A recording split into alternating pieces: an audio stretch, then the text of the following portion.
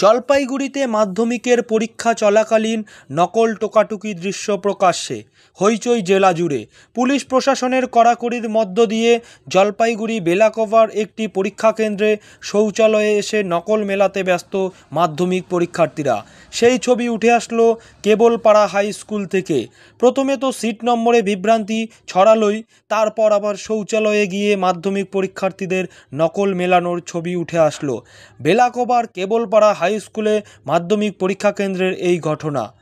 সোমবার থেকে শুরু হলো রাজ্যের মাধ্যমিক পরীক্ষা, আর প্রথম দিনেই সিট নম্বর নিয়ে বিভ্রান্তি ছড়ালো বেলাকোভা কেবলপাড়া হাই স্কুল পরীক্ষা কেন্দ্রে।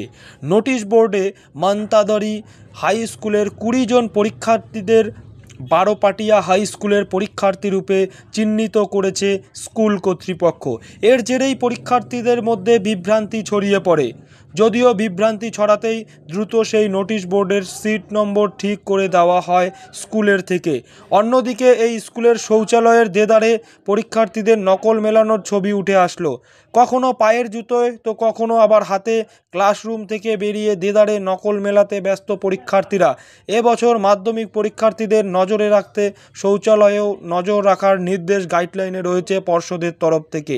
সেক্ষেত্রে এই ছবি উঠে আসায় পর্ষদের গাইডলাইন নিয়ে প্রশ্ন উঠেছে। বিষয়টি নিয়ে আলোড়ন ছড়াতেই এদিন বিকাল 4টা নাগাদ টেলিফোনে প্রধান শিক্ষকের দাবি, স্কুলের পেছনে বাউন্ডারি ওয়াল নেই। যদিও আর কিছু তিনি বলতে চাননি।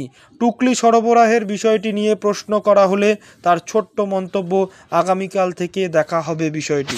না, এখনকার পড়াশোনার যে মান চলে আসছে তাতে তো নকল করা উচিত না। তাতে ছাত্রেরই মান পড়ে যাচ্ছে। এমতো অবস্থায় পরীক্ষা এখন যা কোশ্চেন হয় তো নকল করার প্রয়োজন পড়ে না। আজকে বাংলা পরীক্ষা। হ্যাঁ, বাংলা পরীক্ষা। আজকে তো বাংলা পরীক্ষা ভালো হয়েছে। হ্যাঁ, নিশ্চয়ই বাংলা পরীক্ষা সবারই ভালোই হবে। কিন্তু এই যে ছেলেরা নকল করছে, স্কুল কর্তৃপক্ষ বা প্রশাসনের নজরদারি বাড়ানো উচিত। হ্যাঁ, প্রশাসনিকভাবে যথেষ্টই নজরদারি করছে, আরও কিছুটা বাড়াতে হবে, নাহলে এসব ঘটনা ঘটছে। কারণ এখন যা পরীক্ষা হলে ঢোকার জন্য যেসব ব্যবস্থা করেছে তার মধ্যে তো এসব ঢোকাটা উচিত না।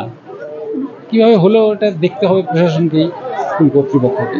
নাম মনোজিৎ পোদ্দার।